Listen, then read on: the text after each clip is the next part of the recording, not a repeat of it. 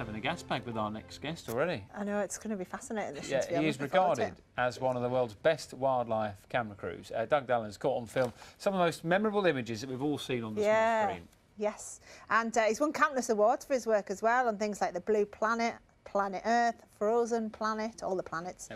Yeah, but he's coming in from the cold and hitting the road for a tour to talk about his career. Delighted to say he's in the studio with us. Before we hear from you, can tell us a bit. Let's have a little bit of a look at your work with the help of Sir David Attenborough. Capturing animal behaviour in this extreme and sometimes hostile place takes a very special kind of wildlife cameraman. And for me, they don't come much more special than Doug Allan. I must be bad.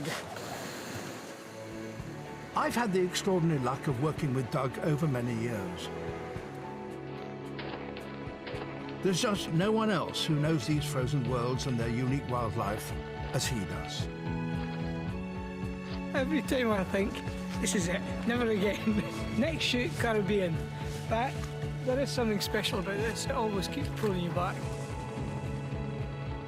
Over his long career in the polar regions, Doug has captured some of the most memorable wildlife images to have ever appeared on television. And this is one of his personal highlights, and one of my favourites too. A polar bear filmed swimming from underwater.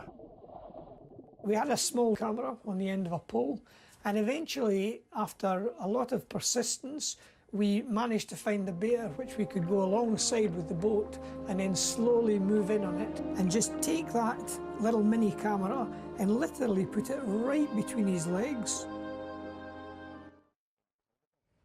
Oh, it's incredible seeing that footage. It was a bear in a million and a day in a million. And how close were you to the polar bear to get Well, that? I was just sitting in the boat and the polar bear was just down there. We did start off with me in the water, which is a little bit hairy, but I quickly realised that a polar bear just loafing along, no way I could keep up with it, so we went into the boat and filmed it with a wee camera. Moments like that are amazing, but I would imagine you need incredible patience to do your job, because it must be day after day after day, and sometimes shoot after shoot where you will come back with nothing. But that's what people are paying you for. They're paying you to be patient. And yeah, you do need a lot of time. That's where big budgets go, on keeping you in the field, because we're looking for rare things that don't happen very often.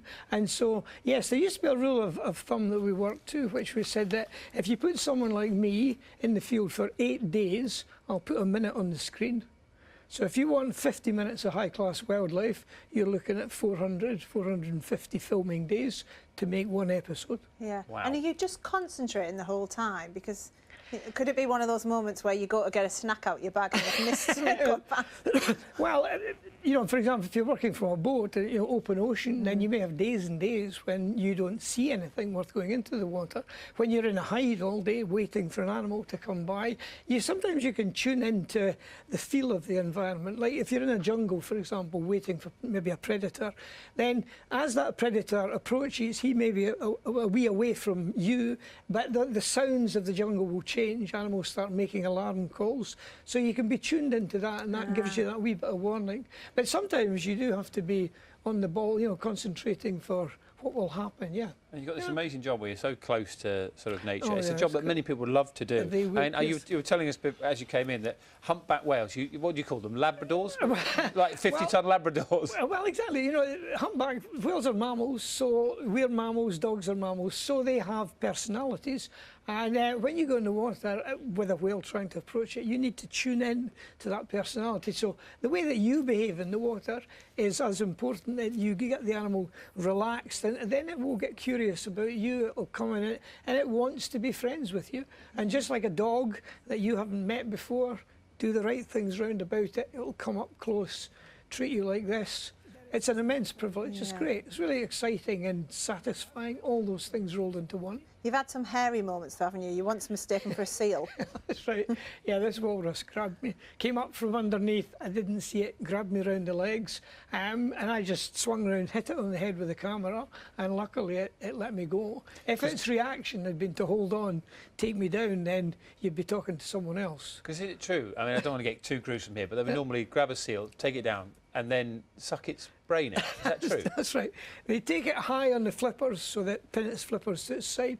That puts the walrus head up here, bend over, big suck, brainless seal.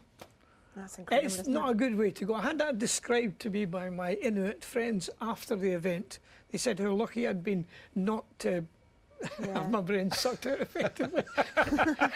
And Brainless Scotsman, you see, so they must have recognised the brainless Scotsman when they saw No. We've seen the humpbacks, we've seen the polar bears. What about sharks? You say you've got a personality of some animals. What? Well, that's interesting because, you know, sharks are fish as opposed to mammals. Yeah. So you don't quite get the same range of personalities between them. But, you know, when you go out there, you do become part of nature. You want to blend in with it. So when you're in the sea, which is, after all, a fairly...